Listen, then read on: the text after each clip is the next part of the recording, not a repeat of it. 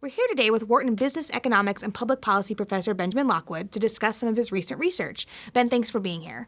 Thanks for having me. So first of all, could you give us a brief summary of your research, what you were looking at? Sure, gladly. My research focuses fundamentally on tax policy, issues of redistribution and rising inequality.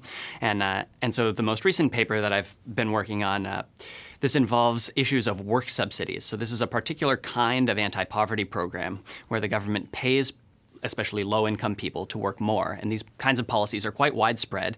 They exist from the UK to Scandinavia to New Zealand. They exist in the US in the form of the Earned Income Tax Credit, which is an incredibly popular policy on both sides of the political aisle.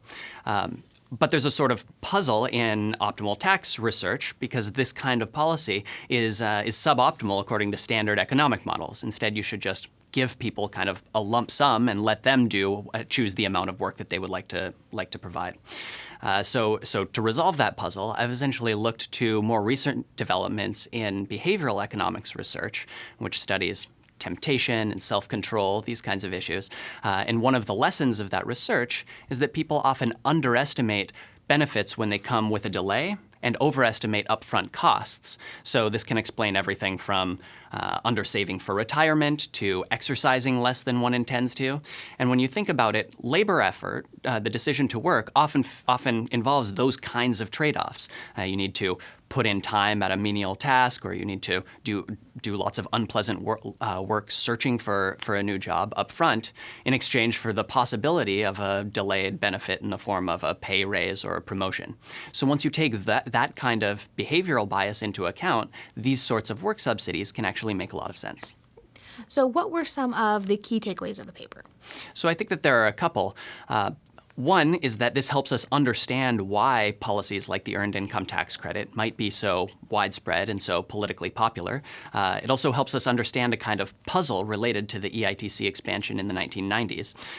So the way that expansion worked was to expand work subsidies for primarily for single mothers, while at the same time reducing unconditional welfare grants. And so that had the effect of encouraging single mothers to enter the workforce, which they did quite substantially. And conventional economic theory suggests that because it was accompanied by reductions in other welfare programs, this should have actually, on balance, made single mothers worse off. On the other hand, when you look at subjective happiness reports from single mothers over this same period, you actually see that they report being happier over that time frame, which is consistent with this kind of behavioral economic model as they gain the benefits of these delayed returns to being in the labor force. Great. And so if I am either a policymaker or even just the average person, what are some of the practical implications of this research? So I think there are a couple practical ramifications. One is it helps us better understand why we have these kinds of policies and why they're so widespread, why people on both sides of the political aisle might favor them. On the other hand, it also points to reforms that we could potentially make to programs like the EITC to actually improve them. So one type of reform would be to expand the program from its current more narrow focus on families, primarily single mothers with children, to also expand it to families without children, single men, and the like, because those types of workers also face these delayed benefits in exchange for upfront costs of work. On the other hand, it also suggests how the structure of the timing of EITC benefits could be improved. So the EITC is currently paid out as one lump sum at the end of the tax year, and that results in many people taking out loans against those anticipated refunds, often at very high interest rates in excess of 150% at an annualized level. So by paying out EITC benefits more frequently throughout the year, we could avoid those kinds of high-interest loans by providing people the liquidity they need more frequently. Now, with that also, though, would you have to consider that is less delayed gratification in a way because they'd be getting it over the course of the year as opposed to waiting till the end? Yes, exactly. So in fact, that's part of the benefit of that sort of alternative timing structure. If we can pay those benefits more frequently and closer to the time that the work is actually performed, then we can help mitigate this temptation to sort of sit back and not think as much about those delayed benefits. Because people can connect it more directly to Yes, exactly. Great. And so what's next for this research? What are you going to look at? How are you going to follow this up? Sure. So I think there are many different contexts where it's helpful to build considerations of behavioral temptation and self-control into models of optimal redistribution.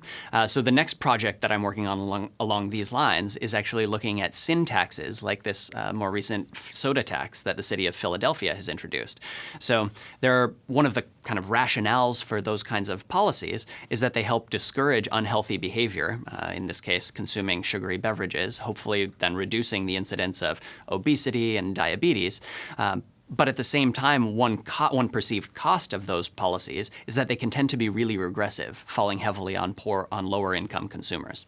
So this more recent research that I'm looking at sort of weighs those benefits and costs against each other to try to find the optimal point, and also looks at other possible policies like making the income tax more progressive at the same time as we increase sin taxes like a tax on soda to kind of offset those regressivity costs.